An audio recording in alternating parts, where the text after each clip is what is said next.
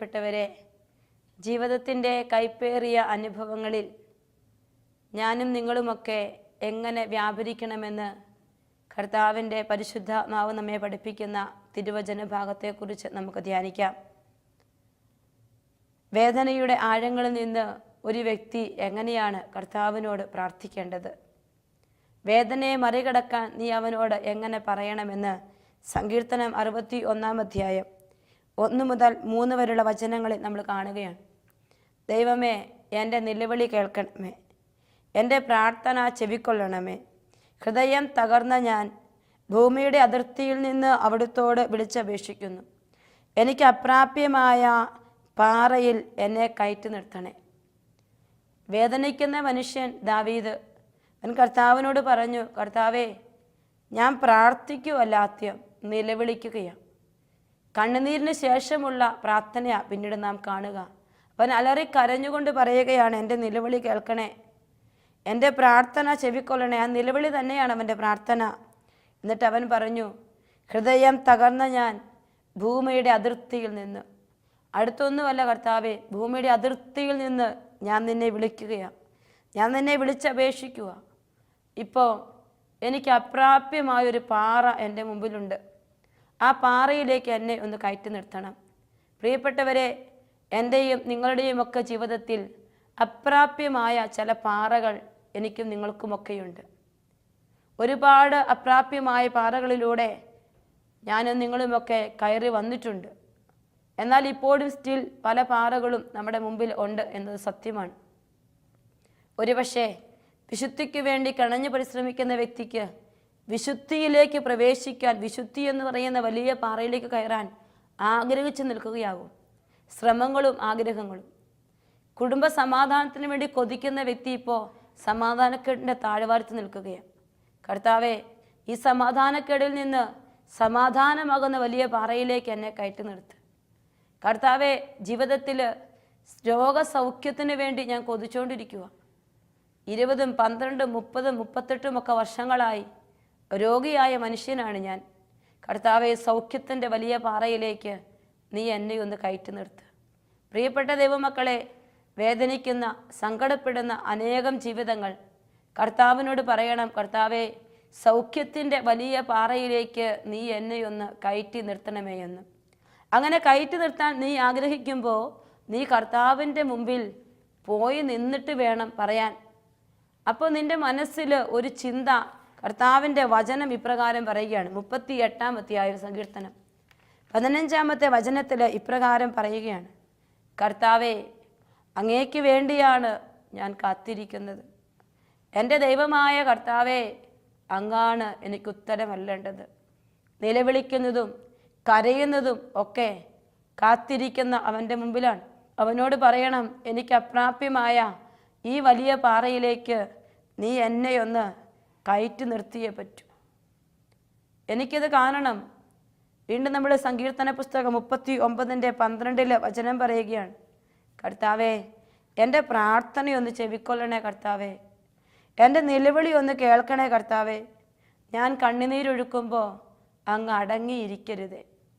അപ്പോൾ ഈ ഒരു പ്രാർത്ഥന സങ്കീർത്തകൻ പ്രാർത്ഥിക്കുമ്പോൾ കണ്ണീരൊഴുക്കുമ്പോൾ അടങ്ങിയിരിക്കരുതേ എന്ന് സങ്കീർത്തകൻ പറയുന്നുണ്ടെങ്കിൽ അവനറിയാം, അവൻ എപ്പോഴൊക്കെ കണ്ണീരൊഴുക്കിയിട്ടുണ്ടോ അപ്പോഴൊക്കെ അടങ്ങിയിരിക്കാതെ കർത്താവ് ഇറങ്ങി വന്നിട്ടുണ്ട് എന്ന്.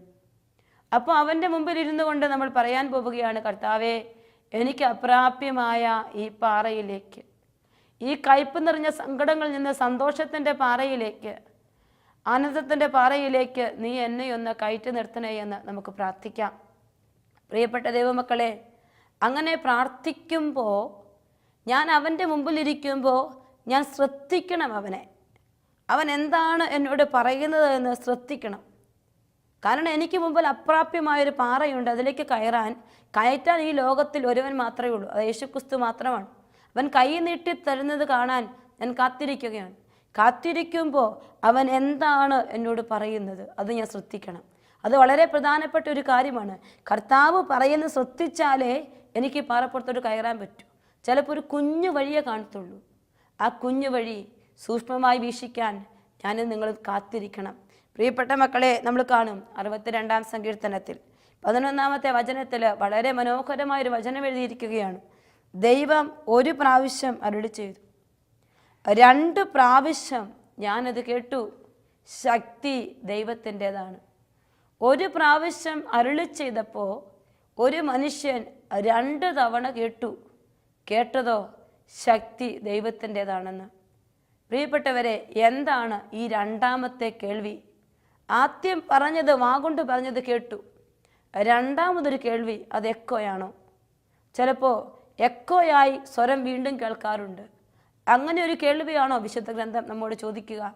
അല്ല പ്രിയപ്പെട്ടവരെ, എന്താണോ വചനത്തിലൂടെ, എന്താണോ അവൻ ഒരു പ്രാവശ്യം നിന്നോട് അരുളി ചെയ്തത്? പുറപ്പാട് 15:26 വചനം പറയും, ഞാൻ നിന്നെ സുഖപ്പെടുത്തുന്ന കർത്താവാണ്. അത് വചനം പറഞ്ഞെങ്കിൽ ആ സൗഖ്യം ജീവിതത്തിലേക്ക് കിട്ടുന്നതാണ് 2ാമത്തെ കേൾവി. അപ്പോൾ എൻ്റെ ജീവിതത്തിൽ വചനം അനുഭവിക്കുന്നതാണ് 2ാമത്തെ കേൾവി. നീ ഇപ്പോൾ അപ്രാപ്യമായ പാറയുടെ ചുവട്ടിൽ കൈപ്പേറിയ അനുഭവങ്ങളുടെ മുമ്പിൽ നിൽക്കുമ്പോൾ നീ കർത്താവിനോട് പറയണം, കർത്താവേ, എനിക്ക് 1ാമത്തെ കേൾവി 2ാമത്തെ കേൾവിയുടെ അനുഭവമാക്കി മാറ്റണേ എന്ന് പ്രാർത്ഥിക്കണം. ദൈവം ഒരു പ്രാവശ്യം അരുളി ചെയ്തു, 2 തവണ ഞാനിത് കേട്ടു. കേട്ടതെങ്ങനെയാ? എൻ്റെ കർത്താവിൻ്റെ വചനം എനിക്ക് അനുഭവമായി. എന്താണ് അനുഭവപ്പെട്ടത്? ശക്തി ദൈവത്തിൻ്റെതാണ്. മനുഷ്യർക്ക് അസാധ്യമായ ശക്തി ഇറങ്ങി വന്നത് ജീവിതത്തിൽ അനുഭവിക്കണം. അപ്പോൾ അപ്രാപ്യമായ പാറപ്പുറത്തേക്ക് നീ കയറി നിന്ന അനുഭവം നിനക്കുണ്ടാകും. പ്രിയപ്പെട്ട ദൈവമക്കളെ, അങ്ങനെ ഇസ്രായേൽ ജനത്തിൻ്റെ ജീവിതത്തിൽ കൈപ്പേറിയ അനുഭവത്തിൻ്റെ ഒരു യാത്ര നമ്മൾ കാണുകയാണ്. ഇസ്രായേൽ മക്കൾ ഈജിപ്തിൽ നിന്ന് കാനാൻ ദേശത്തേക്ക് മോശയുടെ നേതൃത്വത്തിൽ യാത്ര ചെയ്യുകയാണ്. അവരുടെ തൊട്ട് മുമ്പിൽ യാത്രയുടെ ആരംഭത്തിൽ വലിയ വലിയ ബുദ്ധിമുട്ടുകളിലൂടെയൊക്കെ യാത്ര ചെയ്ത് അവർ വന്നത് വലിയൊരു പ്രതിസന്ധിയുണ്ട്, ചെങ്കടലിൻ്റെ നടുവ്. ആ ചെങ്കടലിൻ്റെ നടുവിലൂടെ സ്വർഗം അവരെ ഈസിയായി കടത്തിവിട്ടപ്പോൾ മിറിയാമും അഹറോനും കൂട്ടരും തപ്പെടുത്ത് പാടി പാടി ദൈവത്തെ സ്തുതിച്ചു. എന്നാൽ 15-ാമത്തെ അധ്യായം 22 മുതൽ 27 വരെയുള്ള വചനങ്ങളിൽ അവർ മറ്റൊരു വലിയ പ്രതിസന്ധിയിലേക്ക്, കയ്പാകുന്ന ജലം അത് മുന്നിൽ കണ്ടിട്ട് പകച്ചു നിൽക്കുകയാണ്. അവർക്ക് വേണ്ടത് കുടിക്കാൻ പറ്റുന്ന വിധത്തിലുള്ളൊരു വെള്ളം വേണം. അത് അപ്രാപ്യമായൊരു പാറയാണ് അവരെ സംബന്ധിച്ചിടത്തോളം. ചെങ്കടൽ കടക്കുന്ന വലിയ പാറയിലേക്ക് ദൈവം കടത്തിവിട്ടു. എന്നാൽ കടന്നു വന്നപ്പോൾ ഒരു പ്രതിസന്ധി അനുഭവിക്കുകയാണ്. അവരുടെ ജീവിതത്തിൽ ഈ വെള്ളം കുടിക്കണം അവർക്ക്, പക്ഷേ അത് കയ്പ് നിറഞ്ഞ വെള്ളമാണ്. അതിനെ മധുരിക്കുന്നതാക്കി മാറ്റിയാലാണ് ആ പാറപ്പുറത്തേക്ക് അവർക്ക് കയറാൻ പറ്റും. പ്രിയപ്പെട്ട മക്കളെ, എനിക്കും നിങ്ങൾക്കുമൊക്കെയുണ്ട് ജീവിതത്തിൻ്റെ കയ്പേറിയ അനുഭവങ്ങൾ. ദൈവജനം എന്തു ചെയ്തുവെന്ന് വചനം നമുക്ക് വായിക്കാം. മോശ ഇസ്രായേൽക്കാരെ ചെങ്കടലിൽ നിന്ന് മുന്നോട്ട് നയിച്ചു. അവൻ ഷൂർ മരുഭൂമിയിൽ പ്രവേശിച്ചു. മരുഭൂമിയിലൂടെ 3 ദിവസം യാത്ര ചെയ്തിട്ടും ഒരിടത്തും വെള്ളം കണ്ടെത്തിയില്ല. അവർ മാറ എന്ന സ്ഥലത്ത് വന്നു ചേർന്നു. അവിടെ വെള്ളം അവർക്ക് കുടിക്കാൻ കഴിഞ്ഞില്ല, അത് കയ്പുള്ളതായിരുന്നു. അക്കാരണത്താൽ ആ സ്ഥലത്തിന് മാറ എന്ന് പേര് നൽകപ്പെട്ടു. അപ്പോൾ ജീവിതം ഇങ്ങനെ ചെങ്കടലിൻ്റെ നടുവിൽ നിന്ന് പുറത്തിറങ്ങിയ മക്കൾ ദൈവത്തെ സ്തുതിച്ചപ്പോൾ അവർ വീണ്ടും മരുഭൂമിയിലൂടെ യാത്ര ചെയ്യുകയാണ്. 3 ദിവസം കഴിഞ്ഞതേയുള്ളൂ. മുന്നോട്ട് നയിച്ച് മരുഭൂമി പ്രവേശിച്ച് ചെങ്കടലിൻ്റെ വലിയ അത്ഭുതങ്ങൾ കണ്ട് 3 ദിവസം കഴിഞ്ഞപ്പോൾ അവർക്ക് വെള്ളം വേണം, വെള്ളം കിട്ടുന്നില്ല. ഒരു സ്ഥലത്ത് ചെന്ന് പെട്ടപ്പോൾ അവിടെ വെള്ളമുണ്ട്, പക്ഷേ ആ വെള്ളത്തിന് കയ്പ്. അപ്പോൾ ജനം മോശയ്ക്കെതിരെ പിറുപിറുത്തു. ഞങ്ങൾ എന്തു കുടിക്കും? അവർ കർത്താവിനെ വിളിച്ചപേക്ഷിച്ചു. പ്രിയപ്പെട്ട ദൈവമക്കളെ, ജീവിതത്തിൽ വലിയൊരു പ്രതിസന്ധി നിൽക്കുമ്പോൾ, അപ്രാപ്യമായ പാറയുടെ മുമ്പിൽ നീ വന്ന് നിൽക്കുമ്പോൾ നിനക്കുമുണ്ട് ഒരുപാട് പിറുപിറുപ്പുകൾ. നീ മനസ്സിൽ പല പിറുപിറുപ്പുകൾ നടത്തും, പല പദ്ധതികളും നീ പ്ലാൻ ചെയ്യും. നിനക്ക് വലിയ വിദ്വേഷം തോന്നും, ദേഷ്യം തോന്നും, അരിശം തോന്നും, നിരാശ തോന്നും, സങ്കടം തോന്നും. ഇവരുടെ പിറുപിറുപ്പ് നിരാശയുടെയും സങ്കടത്തിൻ്റെയും ഒക്കെ പ്രതിഫലനമാണ്. നഷ്ടപ്പെട്ടു പോയെന്നുള്ളതിൻ്റെ വേദനകളാണ്. എല്ലാവരോടുമുള്ള കഠിനമായ ദേഷ്യം പിറുപിറുപ്പായി പുറത്തേക്ക് വന്നു. പലപ്പോഴും എനിക്കും നിങ്ങൾക്കുമൊക്കെ അങ്ങനെ തോന്നാറുണ്ട്.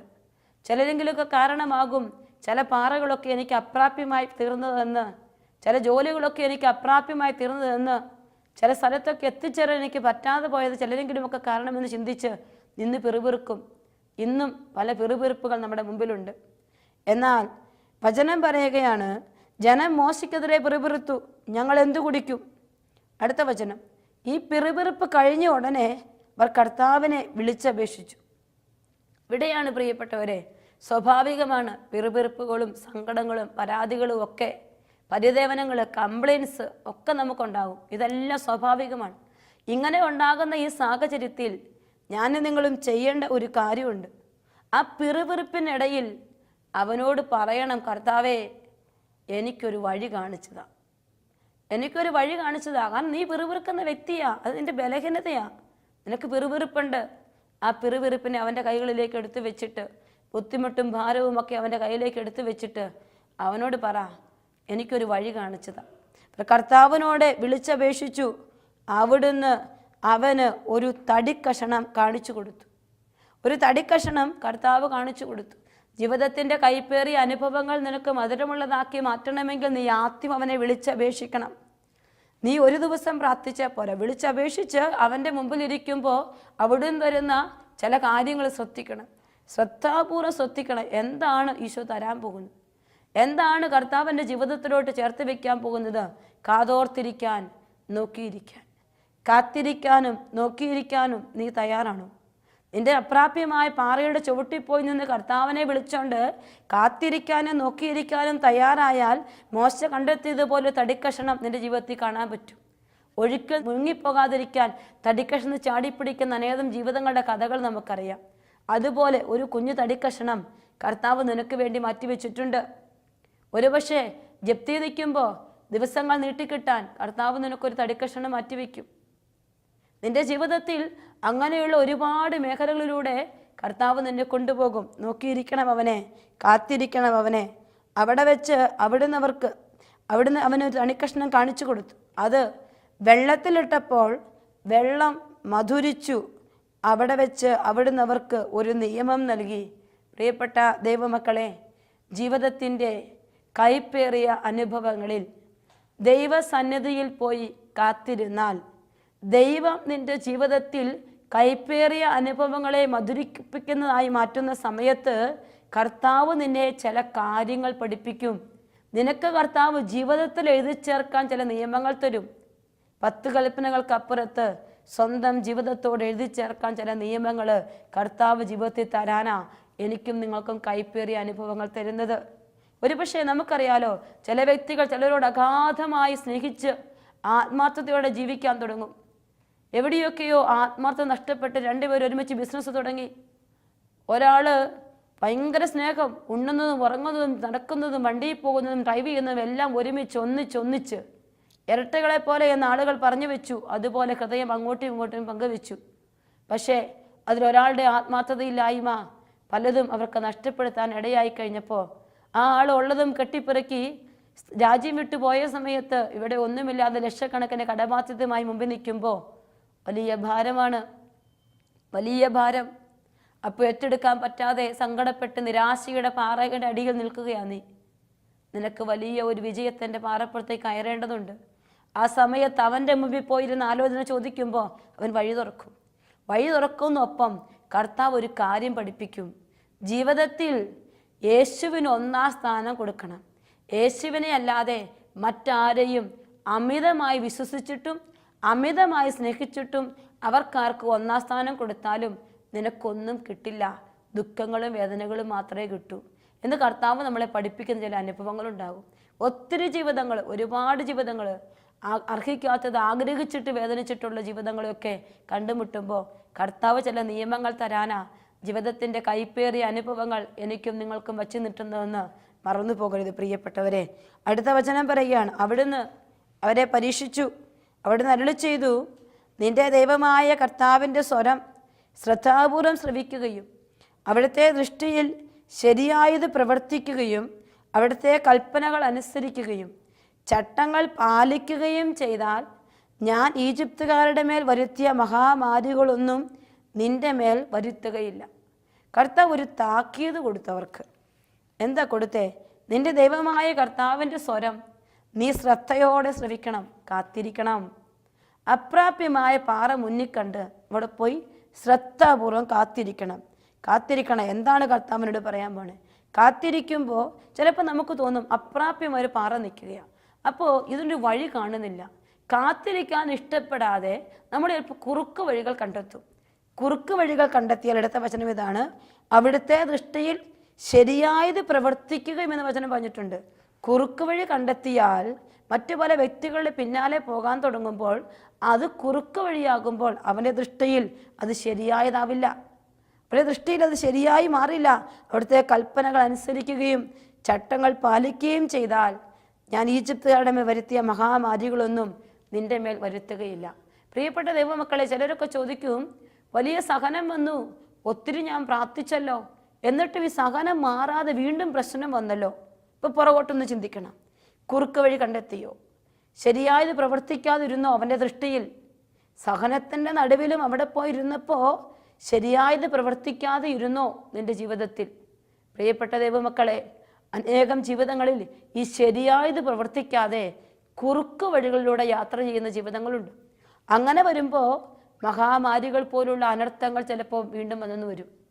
അപ്പം നമ്മൾ കർത്താവിനെ കുറ്റപ്പെടുത്തിയിട്ട് കാര്യമില്ല. ജീവിതത്തിൻ്റെ കൈപ്പേറിയ അനുഭവങ്ങൾ മധുരിക്കുന്നതാക്കി മാറ്റാൻ നീ ആഗ്രഹിക്കുമ്പോൾ നീ അവൻ്റെ മുമ്പിൽ പോയിരിക്കണം, അവൻ്റെ സ്വരം ശ്രമിക്കണം, അവൻ്റെ ദൃഷ്ടിയിൽ ശരിയായത് ചെയ്യണം, അവൻ്റെ കൽപ്പനകളും ചട്ടങ്ങളും പാലിക്കണം. അടുത്ത വചനമാണ്, ഞാൻ നിന്നെ സുഖപ്പെടുത്തുന്ന കർത്താവാണ്. അതിനുശേഷം അവർ ഏലീം ദേശത്ത് വന്നു. അവിടെ 12 നീരുറവകളും 70 ഈന്തപ്പനകളും ഉണ്ടായിരുന്നു. അവിടെ ജലാശയത്തിന് സമീപം അവർ പാളയം പിടിച്ചു. പ്രിയപ്പെട്ട ദൈവമക്കളെ, ഈ 27-ാമത്തെ വചനം, 15-ന്റെ 27-ാമത്തെ വചനം ആഴത്തിലൊന്ന് വായിച്ചേ. അത്രയും നേരം മക്കൾ ചെങ്കടൽ കടന്നു വന്ന് വെള്ളം അന്വേഷിച്ചു. അത് കയ്പായി മാറി. സ്വർഗം ഒരു തടിക്കഷ്ണം വിട്ടുകൊടുത്തു. ആ തടിക്കഷ്ണം വിട്ടപ്പോൾ അത് മധുരിക്കുന്നതായി മാറി. സ്വർഗം അവരെ പഠിപ്പിച്ച് മുന്നോട്ട് കൊണ്ടുവരിക. അപ്പോൾ അവരോട് പറഞ്ഞു, നിങ്ങൾ എൻ്റെ സ്വരം ശ്രവിക്കണം, എൻ്റെ നിയമങ്ങൾ അനുസരിക്കണം, ശരിയായി പ്രവർത്തിക്കണമെന്ന്. അവൻ്റെ മേൽ അവൻ പറഞ്ഞതനുസരിച്ച് യാത്ര ചെയ്യാൻ തുടങ്ങിയപ്പോൾ 27-ാമത്തെ വചനത്തിൽ പറയുകയാണ്, അതിനുശേഷം ഏലീം ദേശത്ത് അവർ വന്നു. അവിടെ അവർക്ക് കാണാൻ പറ്റി 12 നീരുറവകൾ. നേരത്തെ ഒരു നീരുറവ കണ്ടു, പിറുപിറുത്ത സമയത്ത് ഒരു നീരുറവ കണ്ടു, അത് കയ്പായിരുന്നു. ഇവിടെ ഇതാ അവൻ്റെ വഴികളിലൂടെ സഞ്ചരിക്കാൻ തുടങ്ങുമ്പോൾ അവൻ പറയുന്നത് കേൾക്കുമ്പോൾ 12 നീരുറവകളും 70 ഈന്തപ്പനകളും, ആവശ്യത്തിന് എല്ലാ കാര്യങ്ങളുമുണ്ട്. അവിടെ ജലാശയത്തിന് സമീപം അവർ പാളയമടിച്ചു. പ്രിയപ്പെട്ട ദൈവമക്കളെ, ജീവിതത്തിൻ്റെ കൈപ്പേറിയ അനുഭവങ്ങളെ മധുരിക്കുന്നതാക്കി മാറ്റാൻ സ്വർഗത്തോട് പ്രാർത്ഥിക്കുമ്പോൾ, അപ്രാപ്യമായ പാറയിലേക്ക് കയറാൻ നീ ആഗ്രഹിച്ച് പ്രാർത്ഥിക്കുമ്പോൾ കർത്താവ് നിനക്ക് തരുന്നത്, നീ അവൻ്റെ സ്വരം ശ്രവിച്ച് യാത്ര ചെയ്യാൻ തുടങ്ങുമ്പോൾ കർത്താവ് നിനക്ക് തരുന്നത് സമൃദ്ധിയാണ്, സമൃദ്ധമായ കൃപാവരം. അതാണ് 21-ാം സങ്കീർത്തനം 3-ാമത്തെ വചനം. സമൃദ്ധമായ അനുഗ്രഹങ്ങളുമായി ഞാൻ അവനെ സന്ദർശിച്ചു, ഞാൻ അവൻ്റെ ശിരസിൽ തങ്ക കിരീടമണിയിച്ചു. കർത്താവ് എന്നെ സന്ദർശിക്കുന്ന സമയം എപ്പോഴാ? എൻ്റെ ജീവിതത്തിൻ്റെ കൈപ്പേറിയ അനുഭവങ്ങളിലാ അടുത്ത് നിൽപ്പുണ്ടവൻ, എന്നെ തള്ളിക്കളയാതെ. പ്രിയപ്പെട്ട ദൈവമക്കളെ, വ്യക്തിപരമായ ജീവിതാനുഭവങ്ങൾ എന്ന് പറയുകയാണ്. കൈപ്പേറിയ ജീവിതത്തിൻ്റെ അനുഭവങ്ങളിൽ സക്രാരിക്ക് മുമ്പിൽ പോയിരിക്കുമ്പോൾ സക്രാരിയിലെ ഈശോ നിന്നോട് സംസാരിക്കും. അത് ഈ ലോകത്തിൽ ഒരു കൗൺസിലേഴ്സിനും നിനക്ക് പറഞ്ഞു തരാൻ അറിയത്തില്ല. ഒരു മെസ്സേജുകാരും പറഞ്ഞു തരാത്ത വിധത്തിൽ ഈശോ വ്യക്തിപരമായി നിന്നോട് സംസാരിക്കുന്ന സമയമാണ് നിന്റെ ജീവിതത്തിൻ്റെ കൈപ്പേറിയ അനുഭവങ്ങൾ. മറന്നു പോകരുത്. അപ്പോൾ അവൻ സംസാരിക്കുന്നതൊന്നും നിറവേറാതിരിക്കുകയില്ല, അത് നിറവേറിയിരിക്കും. അവൻ പറഞ്ഞതാണോ അത് അതേപടി സംഭവിച്ചിരിക്കും. അതുകൊണ്ട് എൻ്റെ പ്രിയപ്പെട്ട മക്കളെ, എന്നെ ശ്രവിക്കുന്ന ആരെങ്കിലുമൊക്കെ ഈ നാളുകളിൽ എവിടെയെങ്കിലുമൊക്കെ അപ്രാപ്യമായ പാറപ്പുറത്ത് കയറാൻ പറ്റാതെ ജീവിതത്തിൻ്റെ കൈപ്പേറിയ അനുഭവങ്ങളിൽ നിരാശയിൽ, സങ്കടത്തിൽ, വേദനയിൽ നിൽക്കുന്നുവെങ്കിൽ അവരെല്ലാം നമുക്ക് ഈശോയുടെ കരങ്ങളിലേക്ക് സമർപ്പിക്കാം. കർത്താവിൻ്റെ കരങ്ങളിലേക്ക് അവരെല്ലാം സമർപ്പിക്കാം. കർത്താവരുടെ ജീവിതങ്ങളെയെല്ലാം വ്യക്തിപരമായി ഏറ്റെടുക്കട്ടെ. ഇസ്രായേൽ മക്കൾക്ക് വേണ്ടി വ്യക്തിപരമായി അവിടുന്ന് കാണിച്ചു കൊടുത്ത അത്ഭുതങ്ങൾ, മഹാ അനുഗ്രഹങ്ങളെല്ലാം നമുക്ക് സ്വന്തമാക്കാം. പ്രിയപ്പെട്ടവരെ, അപ്പൻ ആരെ അനുഗ്രഹിക്കണമെന്ന് കാത്തിരിക്കുന്ന ഒരു അപ്പനാണ് നമുക്കുള്ളത്. ചോദിച്ചാൽ തരാൻ കൂടെയുള്ള അപ്പനാണ് നമുക്കുള്ളത്. അതുകൊണ്ട് ലൂക്കാ 12:32 വചനം പറയും, ചെറിയ അജഗണമേ ഭയപ്പെടേണ്ട, നിങ്ങൾക്ക് രാജ്യം തരാൻ നിങ്ങളുടെ പിതാവ് പ്രസാദിച്ചിരിക്കുന്നു. നീ ചെറുതാണോ? നിനക്കൊന്നുമില്ലേ? നിനക്ക് കുറവാണോ? അതെല്ലാം ഈശോയുടെ കരങ്ങളിലേക്ക് സമർപ്പിച്ച്, കർത്താവെ, നീ എനിക്ക് വേണ്ടി തരാൻ വെച്ചിരിക്കുന്ന സമൃദ്ധിയുടെ ദേശത്തേക്ക് കാലെടുത്ത് വെച്ച് യാത്ര ചെയ്യാൻ എന്നെ അനുഗ്രഹിക്കണം കർത്താവെ. ഈ കൈപ്പേറിയ അനുഭവത്തിൽ വ്യക്തിപരമായി നീ എന്നോട് സംസാരിക്കുന്നത് കേൾക്കാനും കർത്താവെ, നീ തരുന്ന വലിയ സമൃദ്ധിയെ സ്വന്തമാക്കാനും എന്നെ അനുഗ്രഹിക്കണമേ. നമുക്ക് പ്രാർത്ഥിക്കാം. കണ്ണുകൾ അടച്ച് കരങ്ങൾ കൂട്ടിപ്പിടിക്കാം. കർത്താവെ, ഞങ്ങൾ ഓരോരുത്തരും വിവിധങ്ങളായ കൈപ്പേറിയ അനുഭവങ്ങളിലൂടെ യാത്ര ചെയ്യുകയാണ്. കർത്താവെ, നിനക്ക് ഞങ്ങളെ അറിയാം, വ്യക്തിപരമായി അറിയാം, ഞങ്ങളുടെ അവസ്ഥകൾ നിനക്കറിയാം. ഈശോയെ, കൈപ്പേറിയ ജലത്തിന് മുമ്പിൽ നിന്ന് വേദനിച്ച പിറുപിറുത്ത ഇസ്രായേൽ മക്കളെ പോലെ തന്നെയാണ് ഞങ്ങളും. പിറുപിറുപ്പുകളും നിരാശകളും വേദനകളും ഒക്കെ ഒത്തിരിയുണ്ട് ഈശോയെ. ഇതെല്ലാം നിനക്ക് തരികയാണ്. ഞങ്ങളിപ്പോൾ നിന്നോട് നിലവിളിക്കുകയാണ്. ഞങ്ങൾക്ക് മധുരിക്കുന്ന പാറയിലേക്ക് കയറി നിൽക്കണം. ഞങ്ങളുടെ ജീവിതത്തെ അപ്രാപ്യമായ പാറയിലേക്ക് നീ ഒന്ന് കയറ്റി നിർത്താൻ കർത്താവെ, നീ ഞങ്ങളോട് സംസാരിക്കുക. കർത്താവെ, നീ ഞങ്ങൾക്ക് ഉത്തരമരുള്. കർത്താവെ, ഞങ്ങളുടെ ഓരോരുത്തരുടെയും ജീവിതങ്ങളെ ഏറ്റെടുക്കണേ. കർത്താവെ, എല്ലാ സ്തുതിയും എല്ലാ മഹത്വവും അങ്ങ് നൽകുന്ന വലിയ കൃപകളെ ഓർത്ത് മുന്നിൽ കണ്ട്, നീരുറവകളെ മുന്നിൽ കണ്ട്, ഈന്തപ്പനയുടെ സമൃദ്ധിയെ മുന്നിൽ കണ്ട്, ഈ സമയം ഈ വേദനകളുടെ നടുവിൽ നിന്ന്, കൈപ്പേറിയ ഓർമ്മകൾക്ക് നടുവിൽ നിന്ന് ഞാൻ നിന്നെ സ്തുതിക്കുന്നു. കർത്താവെ, ഞാൻ നിന്നെ ആരാധിക്കുന്നു. നിത്യം പിതാവും പുത്രനും പരിശുദ്ധാത്മാവുമായ സർവേശ്വര. ആമേൻ.